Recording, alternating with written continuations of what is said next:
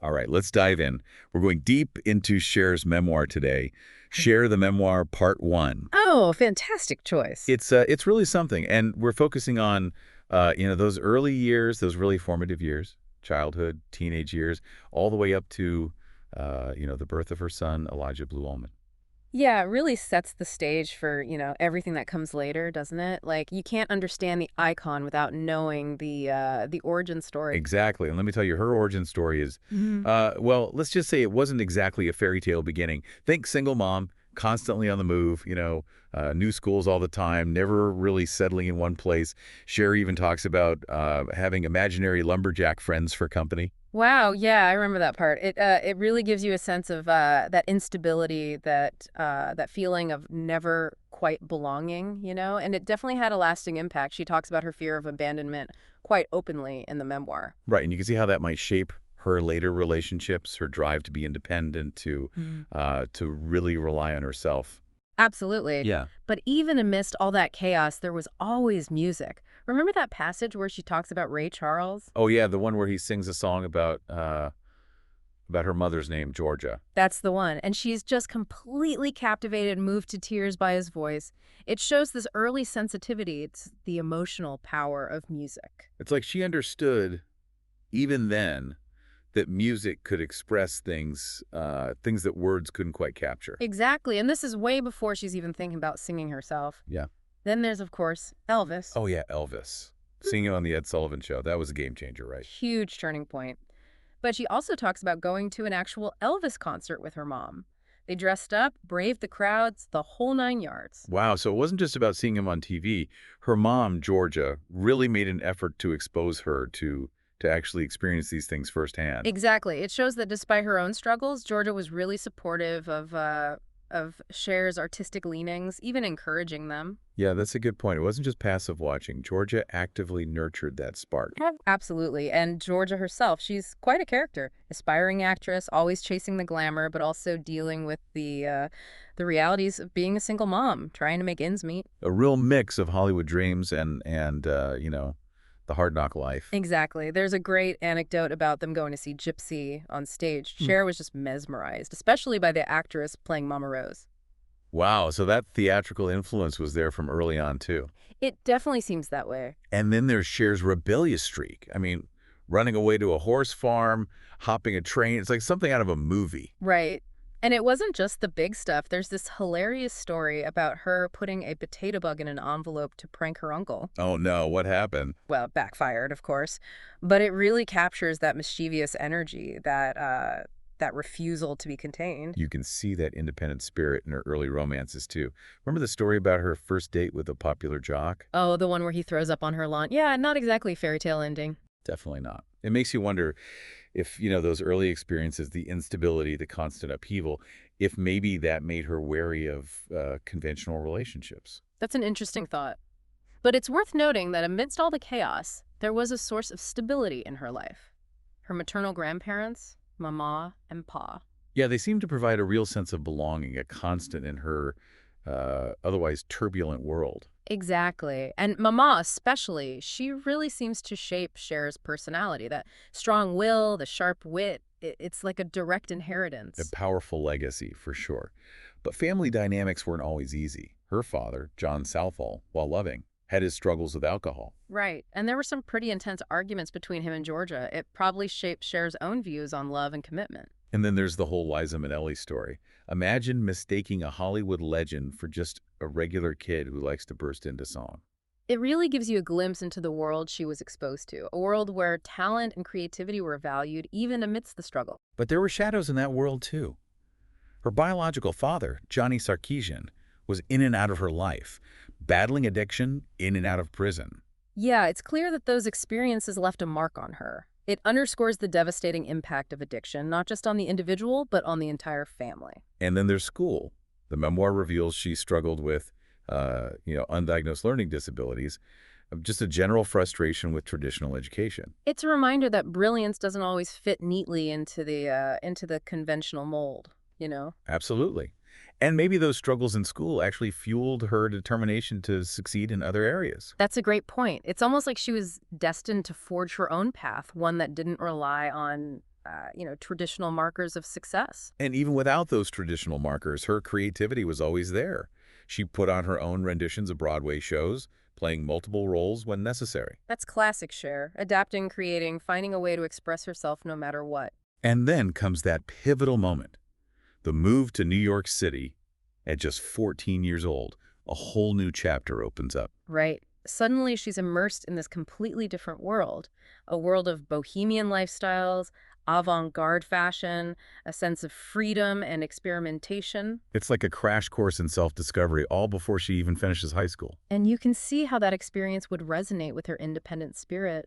New York planted a seed, a vision of life beyond the confines of her current reality. A vision she was determined to make a reality. But first, she returns to L.A., a bit bummed to leave the Big Apple, but ready for the next chapter. Back in L.A., she keeps exploring her artistic side. She even lands a modeling gig, takes acting classes with Jeff Corey. This is all before music really takes center stage. It's amazing to think how different her life might have been if she'd pursued acting more seriously. But then again, maybe music was always her destiny. Maybe so. And let's not forget, during this time, she almost gets expelled from an all-girls Catholic school for wearing too much eyeliner. Classic Cher. Pushing those boundaries from a young age. Absolutely. And she was already developing her unique style, one that would eventually become iconic. Oh, and there's the story about her sneaking out to meet Warren Beatty. I can only imagine her mom's reaction. Picture it. A teenage Cher sneaking out with Hollywood's hottest heartthrob. It's a classic tale of teenage rebellion. But the best part is that her mom forgives her instantly when she finds out who Cher was with. Even begs for an introduction. It's a hilarious reminder that even the strictest parents can have their weaknesses, especially when it comes to Hollywood glamour. But more importantly, this encounter marks a turning point. How so? Well, shortly after, Cher takes a leap of faith. She moves out on her own, gets a job, wait for it, at See's Candies. See's Candies. Seriously. The future rock goddess wrapping chocolate boxes. It's a great reminder that even icons have humble beginnings. And sometimes the most unexpected experiences lead to extraordinary opportunities. It's true. And remember, all of this is before she even meets Sonny Bono, the man who would change the course of her life. And that's where we pick up next time. So picture this. Cher, barely 18, Yeah. living on her own, working at See's Candies, craving that independence. Yeah, really trying to make it on her own terms. And then Sonny Bono moves into the very next building. Talk about fate, right? I mean, their paths had crossed before, but this time it was different. The timing, the circumstances, it all clicked. And Sonny was already kind of a big deal in the music industry. Oh, yeah, working with Phil Spector at Gold Star Studios, no less. Cher talks about being totally blown away by the talent she saw there. The Ronettes, Leon Russell, these were legends. It was like a masterclass in music, wasn't it? Songwriting, production, the whole thing. Yeah, she was soaking it all up, learning from the best. But their relationship, well, it wasn't exactly straightforward, was it? No, not at all. There was the age difference. Her mom wasn't exactly thrilled. And Sonny was actually still married at the time. A lot of obstacles right from the start. But hey, sometimes the most iconic love stories have messy beginnings. That's for sure.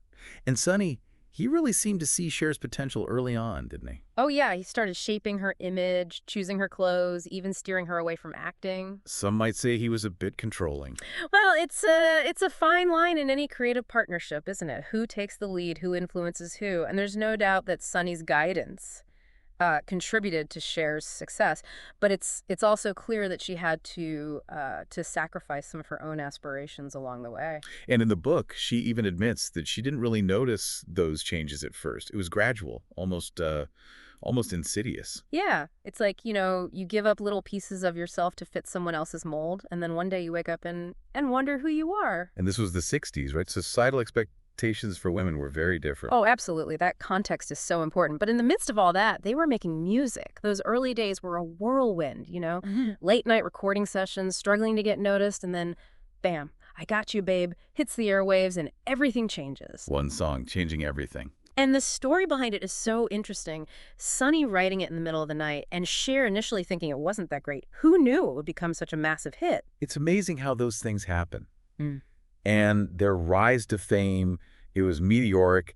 Suddenly they're touring the world, appearing on TV. They're global superstars. And all the pressures that come with that, Yeah. The demands on their time, their energy, their relationship. It's a lot to handle, especially for a young couple still trying to figure things out. Yeah, and their personal life starts to get really entangled with their public image. They buy their first house together, this symbol of their success. But even then, you can see the cracks starting to show. Right. There's that growing tension between the fairy tale they're presenting to the world and the reality of their relationship. Cher talks about feeling stifled, controlled, not allowed to wear perfume, not able to socialize without Sonny. It's almost like even as their careers soared, she was becoming more and more isolated. A real contrast, isn't it? All that outward success. But underneath, there's this longing for freedom, for individuality. Yeah, it's a poignant reminder that fame and fortune don't necessarily equal happiness. And then Sonny decides to make a film starring the two of them. Yeah. He was convinced he could replicate the success of, those Beatles movies. Oh, yeah, that didn't quite go as planned, did it? Not exactly. Cher talks about the long hours, the creative clashes, and the financial strain it put on their relationship. The film industry was a different beast back then, and those financial pressures, they can really put a strain on any couple. Especially when you're already dealing with, other tensions. Absolutely. And despite the success of I Gotcha, Babe, they actually faced some serious financial woes during this period. Almost went bankrupt, in fact. Wow, that's a side of the story you don't often hear. But then in the middle of all this turmoil, their daughter, Chastity, is born. A new chapter, right.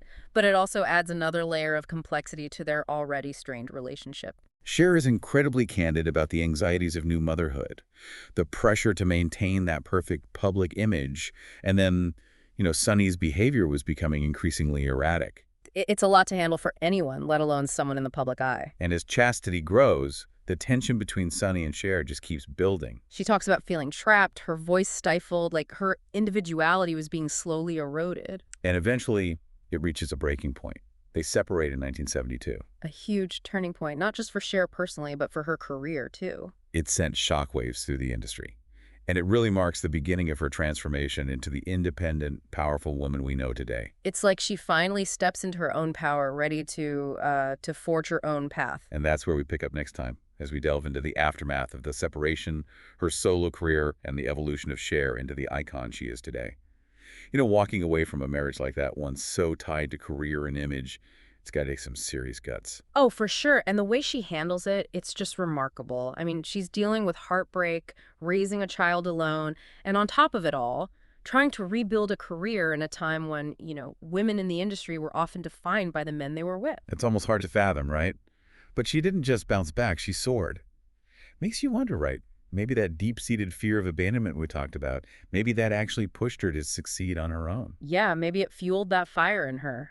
And by going solo, she was making a statement. It wasn't just personal. She was challenging the status quo, paving the way for other women to take charge of their own creative visions. She became a symbol, like a real symbol of female empowerment. Yeah. For a whole generation craving that independence. Absolutely. But it wasn't all smooth sailing, was it? She's really honest in the memoir about those moments of vulnerability, that self-doubt, the loneliness. Even with all the success, she's human, just like us. And it's during this time, she finds comfort in a relationship with Bill, a guitarist in her band. She describes him as this breath of fresh air, someone who treated her as an equal, someone who actually listened. It's a good reminder that even when things are tough, your heart can stay open to love and support, sometimes from the most unexpected places. And it shows that she wasn't afraid to be vulnerable, to let someone in, even after everything she'd been through. Exactly. But sadly, it wasn't meant to be. Sonny's presence, their professional ties, it all just added too much pressure. It's like sometimes even when you choose to move on, the past has a way of sticking around. It's true. And it shows how tough it can be to separate your personal life from your career when they're so intertwined. Yeah, untangling a relationship like that, it takes time, and it's rarely a clean break. But even with all that emotional turmoil, her career takes a turn. A good one. She goes back to television, this time with her own show, Cher. No more sharing the spotlight. This is her time, her show. It's a powerful statement.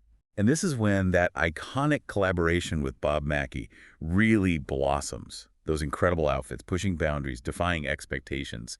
They solidified her place as a fashion icon. Mackie's designs, they weren't just clothes, they were like an extension of her personality, an expression of that boldness, that refusal to be confined by any kind of norms. They were art, pure art. And her personal life kept evolving too. She meets David Geffen, a music exec who becomes a close friend, a confidant. And their first date story, it's a wild one. He just casually drops that he told his therapist he's in love with her.